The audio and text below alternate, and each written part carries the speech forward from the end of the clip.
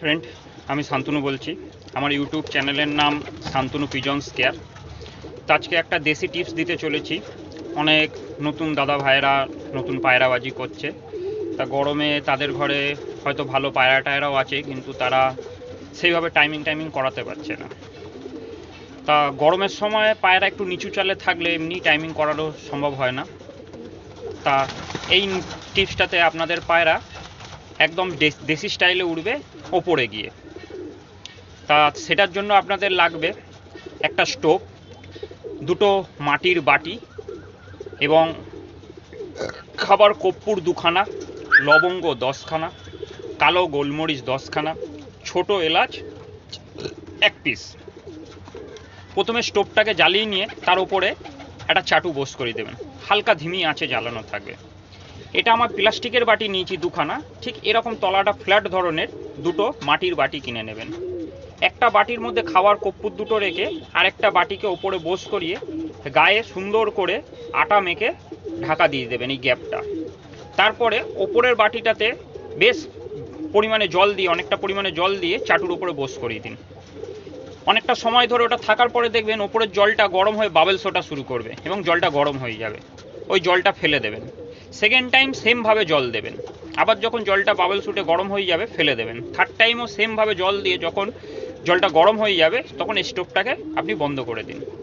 জলটা যখন হালকা ঠান্ডা হয়ে যাবে তখন বাটির গায়ের আটার আস্তরণটা খুলে দেবেন। দেখবেন নিচের যে কর্পূর দুটো রাখা ছিল দেখবেন ওপরের বাটির তলায় লেগে গেছে। তখন আপনি বুঝতে পারবেন আপনার কর্পূরটা রেডি হয়ে গেছে পায়রা ওড়ানোর জন্য। ওই 2 পিস কর্পূর, 10 পিস লবঙ্গ, 10 পিস কালো গোলমরিচ এবং ছোট এলাচের যে ভেতরের দানাগুলো থাকবে সেগুলোকে একটা হামলদিস্তার মধ্যে রেখে ভালো করে তাকে গুঁড়ো করে নেবেন। এবং দেখবেন ইউটিউবে অনেক স্যার বা অনেক দাদারা আছে যে গরম জলের টিপস দিয়ে রেখেছে।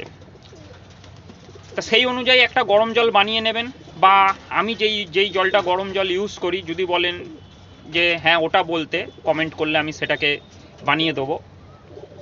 তা রাত্রিরে পায়রাকে হালকা গরম করে নেবেন ওই গরম জল দিয়ে, এবং খানিকটা আটা ভেজে ওটাকে ছোট্ট গুলি করে, দেখবেন আগেকারের দিনের দিদা বা বাড়ির গুরুজনেরা দেখবেন পিঠে বানাতো। তা পিঠে বানানোর সময় কী করতো, নারকলের পুর দিত।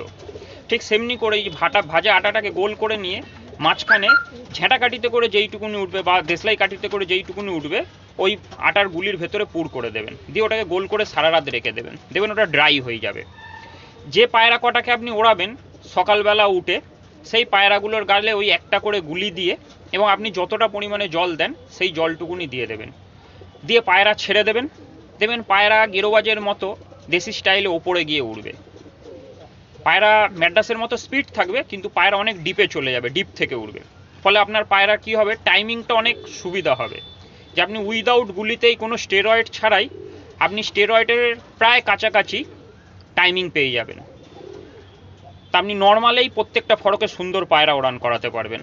এবং পায়রা আপনার উড়ে আসার পরে তারপরে কি করবেন, খানিকটা সাদা নুন ছাড়া মাখন রেখে দেবেন। পায়রাটা ঘন্টাখানেক বসে যাওয়ার পর পায়রাটা যখন ঠান্ডা হয়ে যাবে তখন তার গালে ছোট যে আমরা ছোলা হয় ওই ছোলার সাইজে কিছুটা সাদা মাখন নিয়ে ওর গালে দিয়ে দেবেন। কিছুক্ষণ বোস করিয়ে রাখার পর তারপরে তার সামনে জলটা দিয়ে দেবেন। সে তার পরিমাণ মতো জলটা খেয়ে নিক, তারপরে পায়রাটাকে ছেড়ে রেখে দিন। হ্যাঁ, আরেকটা কথা বলার আছে, দেখবেন অনেক সময় হয় কি এই কর্পূরের স্মেলটা অনেক পায়রা নিতে পারে না। ফলে সেই পায়রা কি হয়, টাইমিং করার আগে হয়তো আপনি 10টা পায়রা উড়িয়েছেন, তার মধ্যে হয়তো 2টো পায়রা নিতে পারলো না। তা সেই 2টো পায়রাকে ছেড়ে দেবেন। বাকি যে 8টা পায়রা থাকবে সেই 8টা পায়রাকে আপনি এটা ট্রাই করবেন। দেখবেন যে এতটাই টাইমিং বেশি করে আসবে যে আপনি চিন্তাও করে উঠতে পারবেন না যে সামান্য একটা কর্পূরে এইভাবে পায়রা এতটা টাইমিং করে আসতে পারে। আমার ভিডিওটা যদি ভালো লাগে আপনার আরও 5টা বন্ধুকে শেয়ার করবেন, যাতে তারাও গরমের সময় সুন্দর পায়রা ওড়াতে পারে এবং তারাও একটা পায়রা উড়িয়ে যাতে নিজের মনের এক শান্তি পায়। আর যদি চ্যানেলটা ভালো লাগে লাইক করবেন, সাবস্ক্রাইব করবেন, কমেন্ট করবেন।